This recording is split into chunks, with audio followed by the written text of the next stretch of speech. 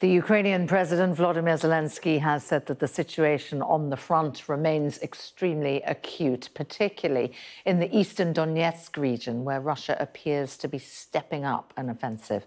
Well, joining me now for a closer look at what's happening on the ground is the former military intelligence security officer, Philip Ingram. Hello again to you, Philip. Just talk us through, by way of the helpful map that we're going to put on the screen, what is happening on the ground.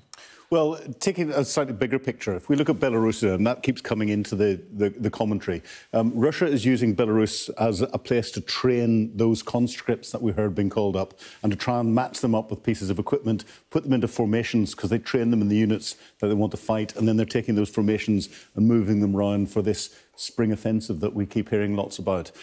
However, where the fighting is happening, the Russians are carrying out little probing attacks around Zaporizhia, artillery attacks further south than that, down to Kherson, and all along the red hatched line where the red dots are that we can see there, probing into the Ukrainian defences to see if there's any weak points that they can look at. Ukrainians are doing a little bit of probing back, but they're holding the Russians in a lot of places. Yeah, talk us through what's happening on the counteroffensive.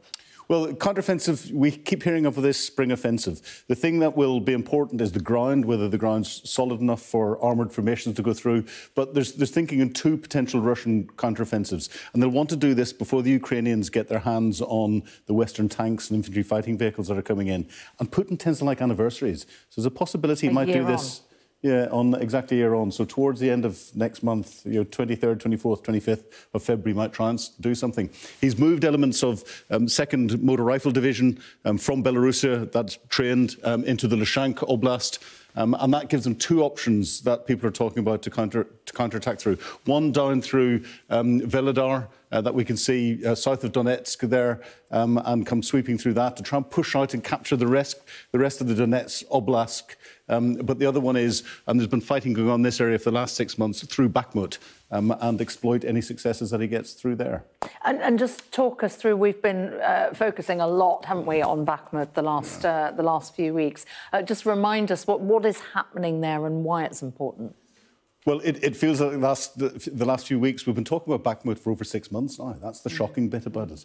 And a number of things that are happening. The Russians, a few weeks ago, captured the small town of Soledar to the north with a big salt mine. That was significant. They're now attacking, at the moment, into Bakhmut itself, but trying to attack around the south. What they're trying to do is circle the city. And if they can circle the city, then they'll then try and close in and push any of the Ukrainian defenders that are in there out. It's interesting what the Ukrainians are doing. They're actually carrying out what I would describe as a fixing military operation. So they want to hold the Russians along Bakhmut so that they focus as much as they can in there and stop them from advancing, slow them down as much as possible. And they don't mind giving a little bit of ground away, trade that space for time. That time is being used to take Ukrainian troops out to go and get them trained on Western tanks, Western infantry fighting vehicles, and prepare for the Ukrainians' counteroffensive. So actually, I think the Ukrainians are successfully holding the Russians there. The Russians are focusing, and we'll see some potential breakthroughs in the coming days or weeks. And what is, I know you keep an active track of the number of days of this war. How many days are we now in of the 10-day operation? 349 of the 10-day operation. But I'm recalculating that. I've taken that from a number of different sources, and I actually think we might have skipped 10 days somewhere and be 10 days ahead of ourselves. So I'll recalculate that and bring it out next time. All right, Philip. Thank you very much indeed, as ever.